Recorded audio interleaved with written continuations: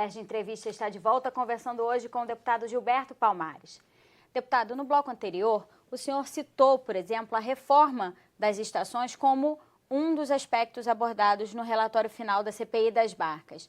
As estações aqui da Praça 15 e da Praça Araribóia em Niterói sofreram algumas mudanças, tiveram algumas obras e, recentemente, uma delas causou uma polêmica também, porque a estação Araribóia começou a ampliar o seu espaço, que supostamente seria para dar mais conforto para os passageiros, e uma parte desse espaço vai ser destinado para a instalação de boxes comerciais, né, para gerar mais receita para a concessionária. Como é que está essa situação atualmente?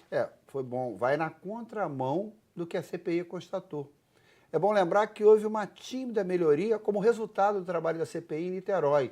Nós denunciamos que aquele estacionamento enorme, aquela área ao lado do terminal de Niterói, tinha sido cedido à concessionária para ampliar o atendimento à população. Eles usaram toda a área como estacionamento. Uma das pequenas melhorias é que eles pegaram pelo menos um pedaço do estacionamento para aumentar o espaço de atendimento ao usuário.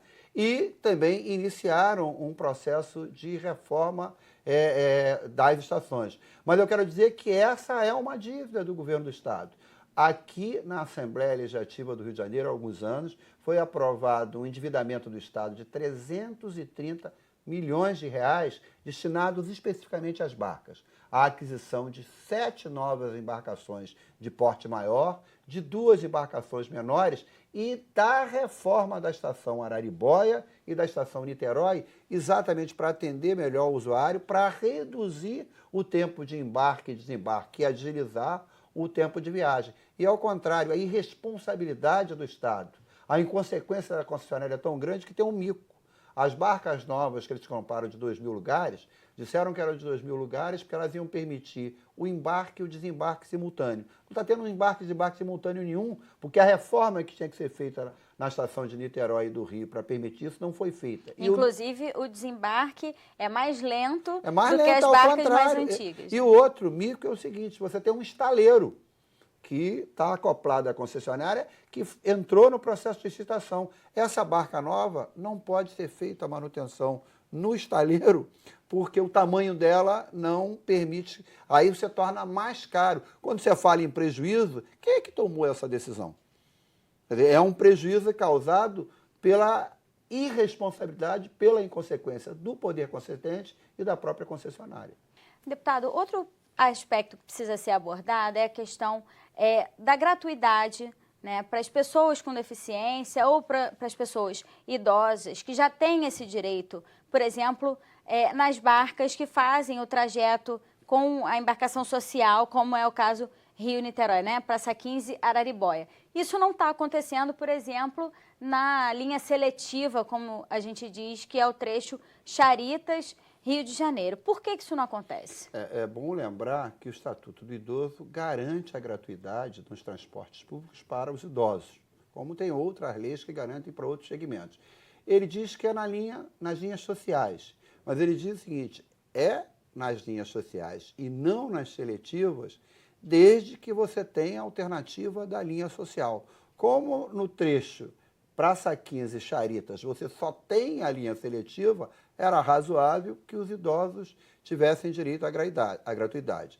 E eu quero dizer que essa questão se torna mais aguda, porque o governo do Estado alterou radicalmente a sistemática do bilhete único. Grande parte dos usuários se utilizava do bilhete único. Agora ele está querendo que uma parcela grande perca inteiramente o bilhete único. Então alguém, um trabalhador, formal ou informal, que ganha acima de R$3.000, que ganha R$3.100, o Estado quer que não tenha direito ao bilhete único. Mais uma razão para que essa questão dos segmentos que têm direito à gratuidade legalmente seja retomado o debate com mais vigor.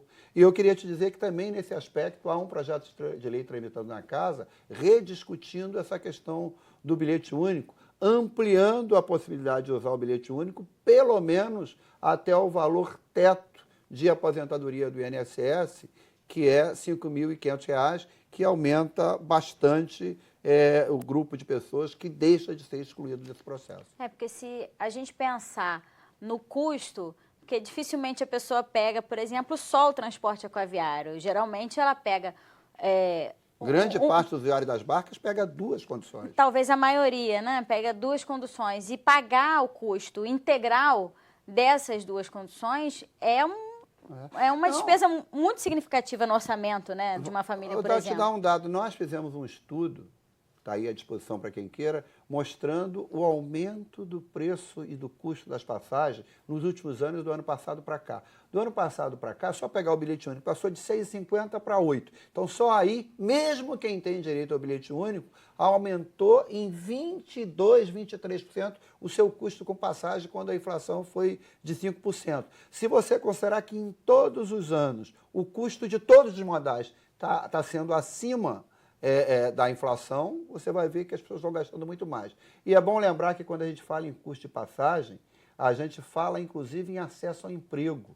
Ainda hoje há muitas empresas que entre dois empregados, o que tem o custo de passagem maior, normalmente dança porque ela quer economizar com vale transporte. Então, exatamente, os segmentos da população que moram mais distantes dos locais de trabalho, que já levam mais tempo, que já têm mais desconforto, que usam duas, às vezes três conduções, acabam, inclusive, tendo dificultado o seu acesso ao emprego. São ainda mais prejudicados, né?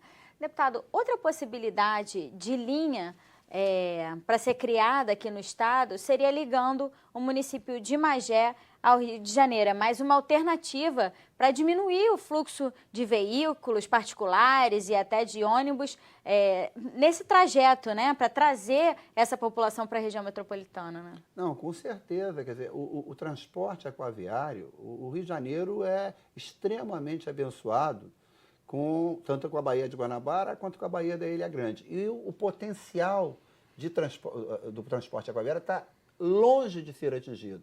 Então, tanto na direção de São Gonçalo e Itaboraí, quanto na direção da Baixada Fluminense, há um amplíssimo leque de possibilidade de transporte. E não é apenas com terminal na Praça 15, não. A CPI apresentou propostas também de criar a linha, tendo que o terminal, ali a área do antigo porto, que está sendo desativado, perto da rodoviária. Então, e é bom lembrar que isso que você está lembrando, assim, não é nenhuma novidade. Já existiu, óbvio que na outra configuração, linhas de barcas para aquela região ali de Caxias, Magé, coisa e tal, já teve. Guia de Pacobaíba era um lugar que tinha a estação. Então, retomar esse debate de linhas para Caxias, para Magé, para São Gonçalo, de linhas seletivas para algumas situações onde tem público para isso, é um debate que precisa ser equacionado antes de qualquer licitação. A licitação, da forma como o governo do estado quer fazer hoje, prejudica o usuário. Só beneficia a CCR. Eu não sei que tipo de entendimento foi feito no passado com a CCR, que no meio do caminho não deu para cumprir, agora estão querendo premiar com uma licitação assodada, de novo dizendo que houve prejuízo nesse período, que vai beneficiar a CCR, a Camargo Correia, que é a dona da CCR Barcas, e prejudicar o usuário. Deputado, a fiscalização do transporte no estado do Rio de Janeiro cabe à GETRANSP, né? O estado deve fazer a fiscalização, que na verdade é um serviço concedido, né? A empresa é responsável pela administração desse serviço, mas não pertence a ela, né? Ela deve cumprir uma série de requisitos, como os próprios editais prevêem, e a GETRANSP precisa fiscalizar tanto o cumprimento desses contratos, quanto eventuais problemas, por exemplo, provocados para os passageiros, atrasos, acidentes, tudo isso, né? Então, é preciso também que essa agência tenha uma atuação mais firme do que acontece hoje, né? A Assembleia Legislativa está, nesse momento, terminando o trabalho de uma comissão especial. Eu faço parte dessa comissão e ela é presidida pelo deputado Conte Pittencourt, exatamente focada no assunto agências reguladoras. O Estado tem duas agências, uma a GETRANSP ligada, a GENERSA ligada à questão de saneamento, que é outro gravíssimo problema, e a GETRANSP, que é responsável por fiscalizar os trens, o metrô, as barcas e por fiscalizar também os pedágios, que a gente discute pouco. Está com uma propositura de unir numa só agência com equipes técnicas. E esse é um ponto central, não há fiscalização. As agências, historicamente, a AGETRANSP serve também, é subserviente aos interesses das concessionárias. Você quer ver um dado? Eu denunciei, nós denunciamos na CPI que as informações das agências eram colhidas da empresa. Quer dizer, você fiscalizava a empresa e tinha que acreditar, você não pegava a informação direta. Por que a AGETRANSP não montou um esquema de consulta aos usuários, de fiscalização das informações? Essa é uma questão que a gente quer mudar. Não, até hoje não houve nenhum concurso público das agências. Eu só ressalto aqui que são trabalhadores da antiga Rio Trilhos e trabalhadores da antiga Central Logística que exercem o papel de fiscal de forma diligente, de forma eficiente, mas o seu trabalho não tem sequência porque eles são engavetados pelos conselheiros. Então, deputado, o senhor acredita que é possível, a partir desses encaminhamentos, incluir todos esses aspectos no novo edital e, a partir daí, fazer essa fiscalização para que a população efetivamente tenha um serviço de transporte aquaviário mais eficiente, que proporcione realmente uma qualidade de vida melhor para esses usuários? Eu tenho sempre essa esperança. Está muito ruim, não dá para seguir o que o governo do Estado está propondo, mas há uma mobilização de vários setores, inclusive na Alerj. Então, há uma necessidade, eu tenho uma esperança, sim, de que a gente possa exigir que na nova licitação esses itens que a gente discutiu aqui ao longo do debate sejam incluídos no edital de licitação e que a gente aprove uma nova lei garantindo uma agência que de fato fiscalize, que de fato regule o setor de transporte. Deputado, infelizmente nosso programa está acabando. Queria agradecer mais uma vez. Muito obrigada pela sua participação no Alerj Entrevista. Se você quiser rever esse programa, acesse www.alerj.rj.gov.br.